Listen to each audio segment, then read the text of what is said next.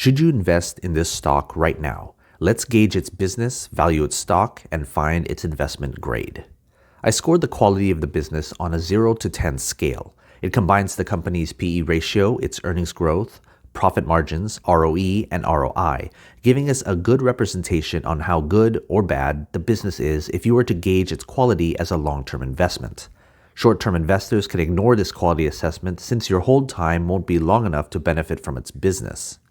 I scored the valuation of the stock on a 1 to 5 scale. It combines the company's RSI, the inverse of its SMA 50 and its SMA 200, giving us a technical representation of how much the stock is trading relative to what traders and investors with various timeframes think of the stock. Long-term investors can put less weight on this value assessment unless they want to find a good entry point to buy the stock. To get the final investment grade for the stock, we simply add the business quality and the stock valuation scores on a 1 to 15 scale. More weight is put on the business quality since we're mainly looking at the long-term view of the company.